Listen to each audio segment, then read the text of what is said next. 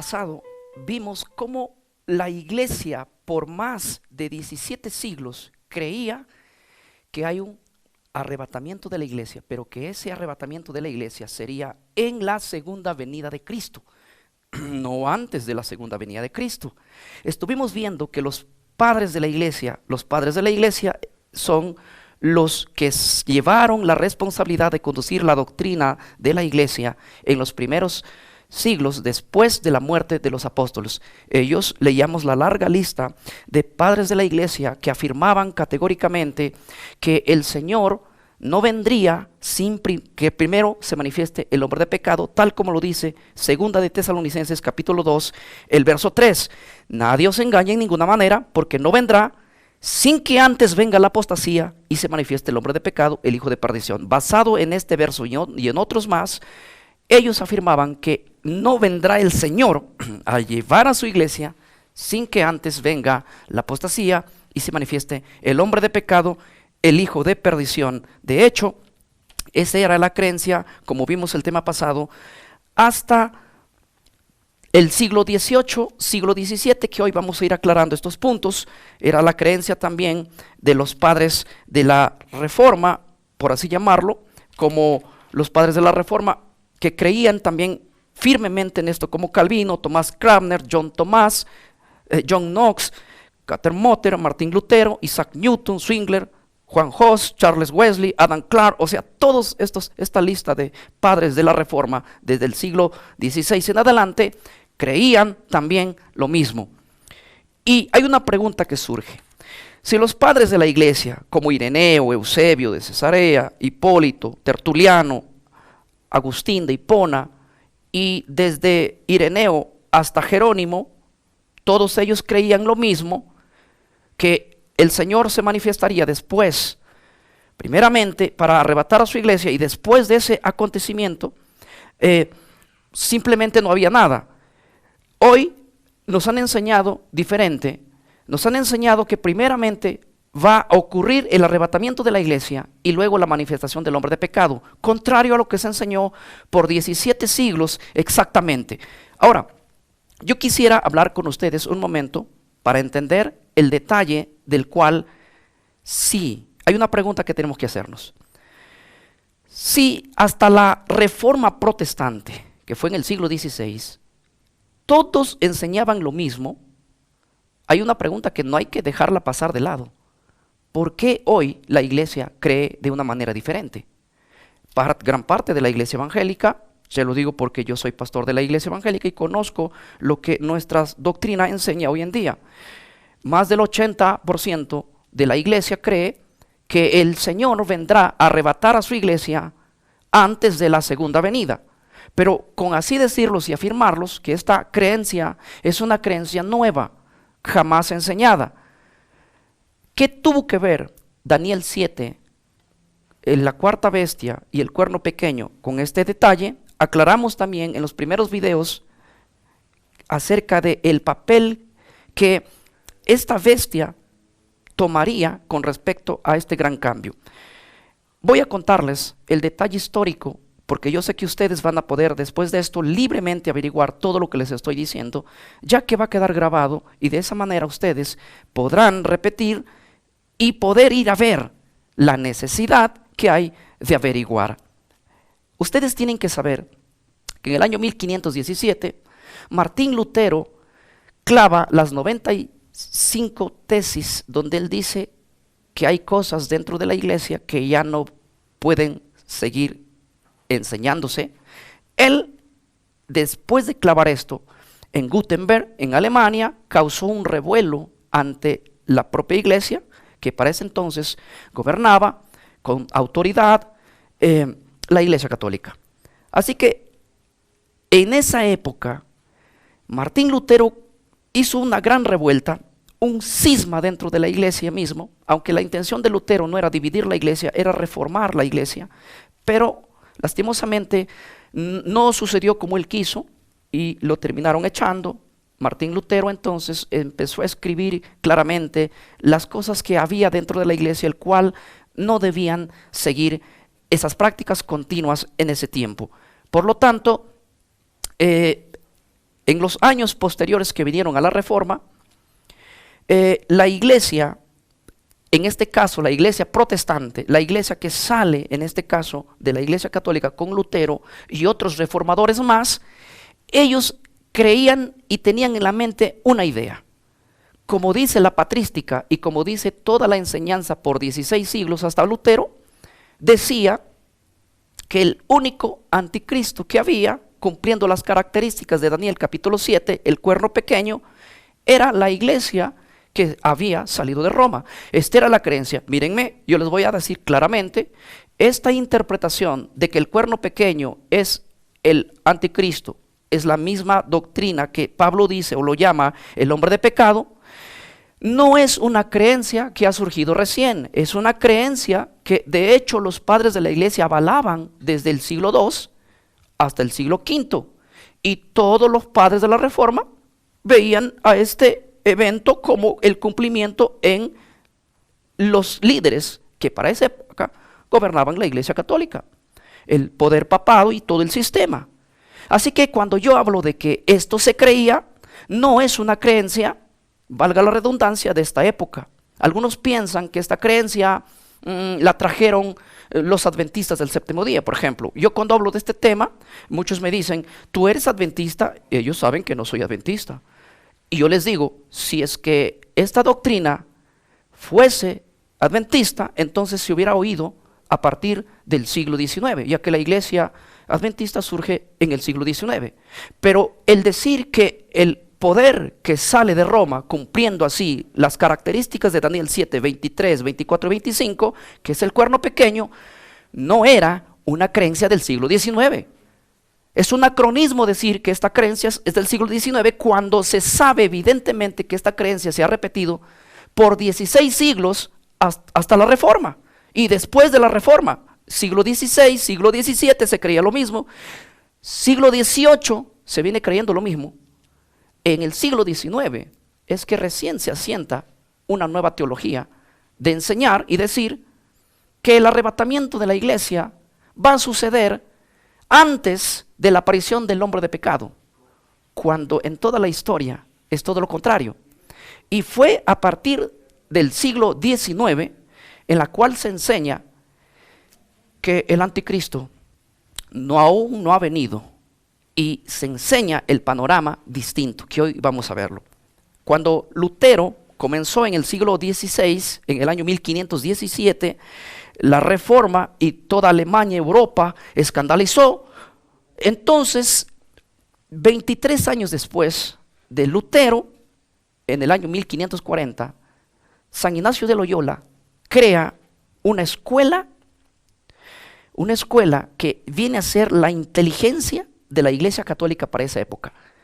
San Ignacio de Loyola tiene una intención dentro de él y él forma la iglesia, el grupo de jesuita, una escuela de jesuismos, los jesuitas, cuyo propósito es lo siguiente: entrar en el nuevo movimiento que Lutero había dirigido, entrar en la iglesia que se había apartado de la iglesia católica con un propósito, con el único propósito de destruirla y desaparecerla.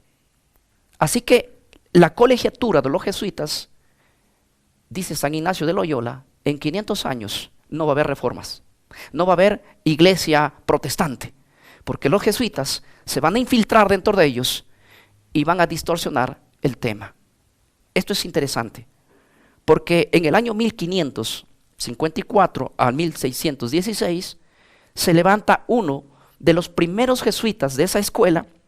Su nombre de él es Luis de Alcázar. Luis de Alcázar es un hombre, un jesuita, que crea una doctrina nueva. Y dice Luis de Alcázar, dice lo siguiente: vamos a decirle a los protestantes discípulos de Lutero y a todos los que salieron de la iglesia católica y a todos aquellos que hoy en Alemania, en Europa, todos esos protestantes nos están acusando a nosotros, la iglesia católica, como que nosotros somos el cuerno pequeño, el hombre de pecado, el anticristo.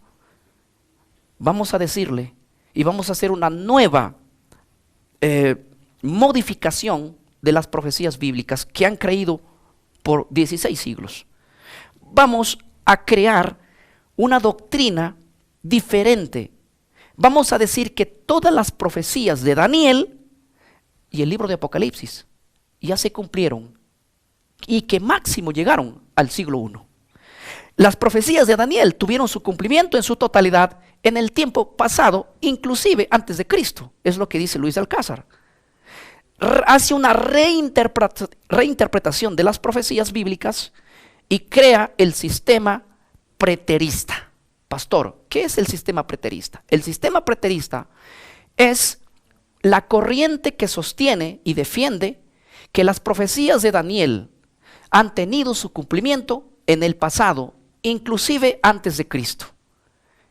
Daniel 7 afirma claramente que el cuerno pequeño se levantaría de la cuarta bestia, que es Roma. Ustedes pueden leer Daniel 7, 23, 24 y 25.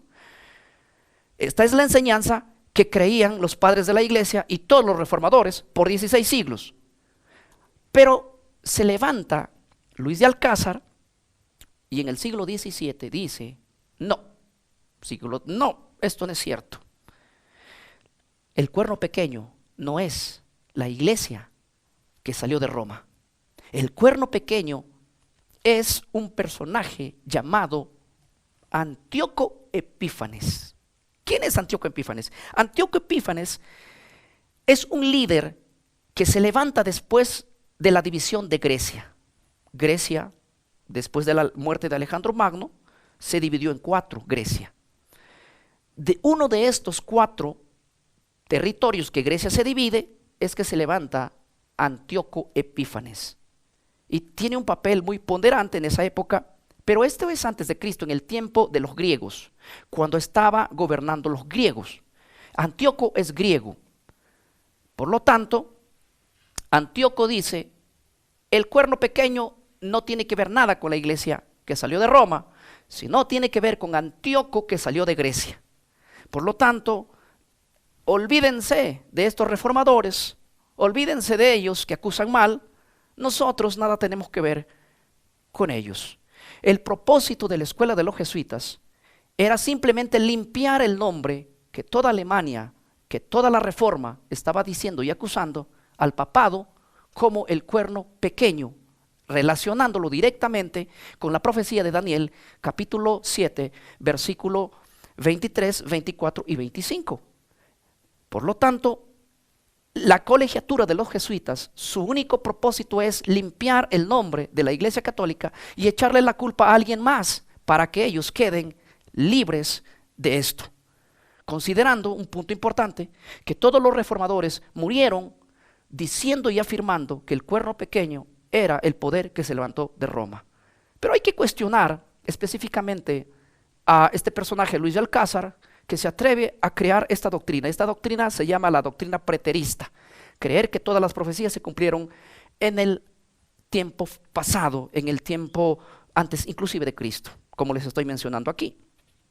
Ahora, la iglesia protestante le hace la pregunta a Luis de Alcázar en esa época. Y le dice, bueno, Luis de Alcázar, vamos a ser sinceros. Tú estás diciendo que el cuerno pequeño no es el poder que salió de Roma, sino estás diciendo que es el poder que salió de Grecia. Pero cuando vamos a los pasajes bíblicos de Daniel, la Biblia dice claramente en Daniel 7:23, la cuarta bestia es un cuarto poder en la tierra. Eso dice Daniel 7:23. De aquel reino, o sea, de la cuarta bestia, saldrían 10 reyes y de en medio de ellos saldría otro. O sea, Daniel 7, 23, 24 está diciendo que el cuerno pequeño saldría de la bestia número 4. Y también está diciendo que saldría de una división de 10. Y la única bestia que se divide en 10 sería la cuarta. Porque la cuarta tendría 10 cuernos. Y los 10 cuernos, Daniel 7:24 dice que significan 10 reinos. Y de en medio de esos 10 reinos saldría el cuerno pequeño. La Biblia es tan clara. Y Luis de Alcázar quiere negar la Biblia. Y Luis de Alcázar dice, no, la bestia del cual sale el cuerno pequeño es Antíoco el cuerno pequeño. Pero hay que recordarle una cosa a Alcázar. Que el cuerno pequeño no salió de la tercera bestia, porque la tercera bestia es Grecia. La primera bestia es Babilonia, la segunda bestia es Medo-Persia, la tercera bestia es Grecia. Luis de Alcázar, jesuita, por limpiar el nombre de la iglesia que había salido de Roma y que no era el cuerno pequeño, dice, no, el cuerno pequeño salió de Grecia. Antíoco era griego. Y la Biblia no dice eso. Es muy fácil de refutar a Luis de Alcázar, como refutaron el protestantismo a Luis de Alcázar. La postura de Luis de Alcázar es débil. La segunda pregunta que hay que hacerle a Luis de Alcázar es la siguiente. La Biblia dice en Daniel 7:24 que el cuerno pequeño se levantaría de una división de 10, de un poder, del cuarto poder, cuando se haya dividido en 10. Ahora yo les voy a decir una cosa importante. Luis de Alcázar, al decir que Antíoco es el cuerno pequeño, está diciendo que se levantaría el cuerno pequeño de una división de 4, porque Grecia no se dividió en 10 para que salga de ahí el cuerno pequeño. Grecia, después de la caída y la muerte de Alejandro Magno, solo se dividió en 4, y de en medio de los 4 surgió Antíoco Epífanes. Así que es muy fácil para el protestantismo del siglo XVI, del siglo XVII, refutar la postura de Luis de Alcázar. No tenía esta postura mucha fuerza, y Luis de Alcázar no logra lo que él se había propuesto hacer: defender a la iglesia de las acusaciones de la reforma protestante. Otro caso. En el año de 1537 a 1591 se levanta otro hombre de la misma escuela de jesuitas, personas entrenadas y preparadas para defender a toda costa al poder de la iglesia y al papado, diciendo así: la postura de Luis de Alcázar no funcionó, pero yo voy a hacer una postura diferente. Propone la postura diferente, contrario a Luis de Alcázar. Francisco Rivera dice lo siguiente: vamos a hacer una reinterpretación nuevamente de Daniel, ya que toda la iglesia protestante, la iglesia de la Reforma y toda la historia decía que ellos eran el cuerno pequeño. Vamos a limpiarnos ese nombre. Vamos a decir que el libro de Daniel, capítulo 7, hablando del cuerno pequeño, que es el hombre de pecado, no ha tenido su cumplimiento aún. Y al decir que no ha tenido su cumplimiento aún, quiere decir que nosotros nada tenemos que ver con ese cumplimiento. Y así que vamos a decir que el cuerno pequeño, que es el mismo hombre de pecado señalado en 2 de Tesalonicenses capítulo 2, aún no ha venido, que su cumplimiento va a ser todavía en el futuro. Y es el primero, Luis de Alcázar, que hace una reinterpretación diciendo todas las profecías se cumplieron en el pasado. Como no funciona esto, viene Francisco de Rivera: todas las profecías de Daniel y sobre todo el cuerno pequeño no ha tenido su cumplimiento. Así que esta es la postura que es más peligrosa en esa época en la iglesia protestante, y es la iglesia de esa época quien abre pequeñas puertas a esta nueva creencia en el siglo XVI, siglo XVII para ser exacto. Una pequeña brecha, pero aún no había llegado a crear una influencia dentro del mundo evangélico, porque esto no entró de la noche a la mañana. Hasta allí solamente fueron las palabras de Francisco de Rivera, y él termina escribiendo un libro, el cual este libro va a venir a despertar la mente de otras personas. Pero yo quiero tener un pequeño detalle aquí. Otro de los hombres influyentes en esto fue Manuel Lacunza en el siglo XVIII, el cual también promovió la misma teología. Pero quiero decir que Manuel Lacunza es también un jesuita, y esto ustedes mismos lo pueden probar. Hago un paréntesis para aclarar algo importante. El creer que el anticristo, el creer que el cuerno pequeño aún no ha venido y que va a venir en un lejano futuro, es una postura jesuita. Segundo punto: el creer que primeramente la iglesia va a ser arrebatada para que luego venga el hombre de pecado, es una doctrina jesuita. Ellos le dieron forma a esta doctrina. En la escuela de los jesuitas, formada por San Ignacio de Loyola, es que surgen estas creencias después de la reforma protestante para darle una contrarreforma, como un bloqueo a los ataques que tenían los protestantes y reformadores después del cisma. En otras palabras, para no siendo muy inteligente, la doctrina que promueven aquí estos personajes vienen a ser prácticamente simplemente doctrinas de defensa a favor de la iglesia, y ahora echándole la culpa a otra persona menos a ellos. Ahora yo voy a decir una vez más, afirmo por tercera o cuarta vez, esta no era la creencia de la iglesia de 17 siglos, no era la creencia. Esta creencia es una postura muy nueva, surgida dentro de la escuela de los jesuitas. Cierro paréntesis, abro de nuevo y les digo lo siguiente. ¿Ustedes piensan entonces que Dios por 16 siglos nunca le dijo nada a la iglesia, a su pueblo, que habría un arrebatamiento de la iglesia antes de su segunda venida y que ahora lo va a revelar a los jesuitas? Ustedes pueden tomar la decisión, pero alguien tiene que estar equivocado. O está equivocado toda la historia de la iglesia por 16 siglos, o está equivocado la escuela de la colegiatura de los jesuitas, en los cuales inventan esta doctrina, la escriben, pero un hombre clave le dio forma a toda esta enseñanza. Su nombre de él es John Nelson Darwin, en el siglo XVIII. En el siglo XVIII, John Nelson Darwin acude a una reunión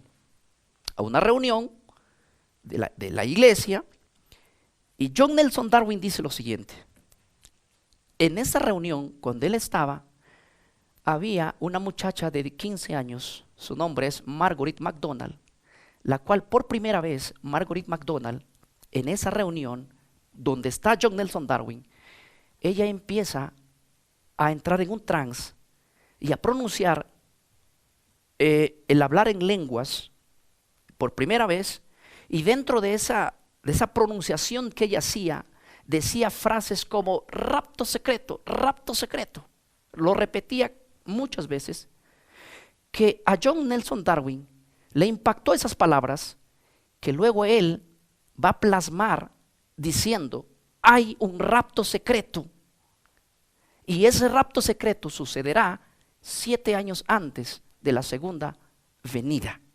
Es John Nelson Darwin al cual se le atribuye la doctrina de la invención del rapto secreto. No es muy difícil para la persona que quiere averiguar. Escriba nomás, puede escribir en cualquier fuente de investigación como la Google o la inteligencia artificial, que nos ayudan bastante. Pueda escribir la frase, ¿quién inventó el rapto secreto? Y apunte el nombre de quien inventó el rapto secreto. Aunque la doctrina, la raíz comenzó en los jesuitas, el que terminó llevando esa obra, penetrando dentro de la iglesia evangélica, fue John Nelson, que para esos años la iglesia evangélica estaba recién comenzando y había que penetrar esa enseñanza dentro de la iglesia evangélica. Por eso la iglesia evangélica, desde que comenzó el pentecostalismo y todo, que es del siglo XIX, abrazó una doctrina que para esos años se empezaban a armar. Ese es el detalle, como la iglesia empezó a aceptar una doctrina que nunca jamás nadie lo había enseñado hasta la llegada de John Nelson dentro de la iglesia. Solamente los otros hombres como Francisco Rivera, Lacunza, crearon la doctrina, pero el que terminó penetrando la doctrina fue este personaje, John Nelson Darwin. Por eso es que la respuesta en la historia a la pregunta ¿quién inventó el rapto secreto? La historia lo atribuye al padre de la creación de esa doctrina, como a John Nelson. John Nelson simplemente se encargó de penetrarla a la iglesia evangélica. Él no fue el creador específicamente de esa doctrina. Ya venían grietas, ya habían influencias dentro de la colegiatura jesuita, el cual, quiero decirles una vez más, la postura de creer que hay un arrebatamiento de la iglesia antes de la segunda venida de Cristo, nació en el corazón de los jesuitas. Díganme ustedes, y tienen que elegir.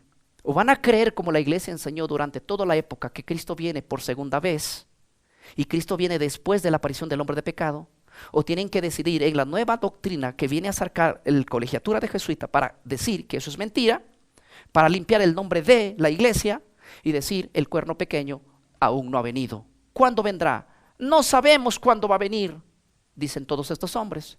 No sabemos cuándo vendrá el cuerno pequeño, solo sabemos que no ha venido. Al decir esto están diciendo que la iglesia que salió de Roma no tiene que ver nada con el cuerno pequeño, que la muerte de los reformadores no tiene que ver nada con el cuerno pequeño. Ellos, los reformadores, todos en una, decían el cuerno pequeño es el sistema con el cual luchamos ahora.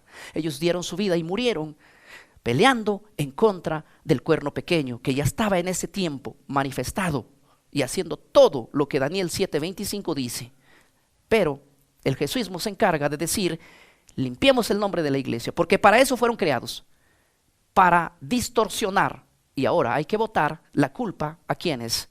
A alguien que ni siquiera la Biblia lo señala. ¿Cuándo viene entonces, pregunta la iglesia evangélica, el cuerno pequeño, el hombre de pecado? ¿Cuándo viene? En un lejano futuro. Pero no se preocupen, dice este pensamiento, porque ustedes van a ser arrebatados 7 años antes de la segunda venida. Por eso es que hoy en día, año 2023, la gente anda alborotada y diciendo, ya viene el rapto, ya viene el rapto. No, segunda de Tesalonicenses, capítulo 2, verso 3, nadie os engañe en ninguna manera, porque no vendrá el Señor sin que antes venga la apostasía, 1, y se manifieste el hombre de pecado, 2. Hoy estamos viviendo el tiempo de la gran apostasía y prepárense para ver cómo una vez más va a surgir el mismo poder con el cual lucharon los reformadores en esta época a un nuevo orden mundial. El que va a llevar al nuevo orden mundial no es un anticristo que venga del futuro, tal como nos dijeron los jesuitas, para desviarnos de la creencia bíblica y tradicional, sino para decir, la iglesia no es el cuerno pequeño, la iglesia que salió de Roma. Hablo de los líderes, no de la iglesia en sí. Yo amo a la iglesia católica porque tengo hermanos sinceros allí que no saben lo que estamos diciendo. Pero la mente y la inteligencia de la iglesia es la que sabe todo esto y nos ha ocultado por muchos años y nos ha desviado a echarle la culpa a alguien que no tiene nada que ver. Entonces la iglesia ha cambiado la dirección. El plan de los jesuitas ha funcionado excelentemente, diciendo que esto no es verdad. No se pierdan del próximo video. Continuaremos con esto. Que Dios los bendiga.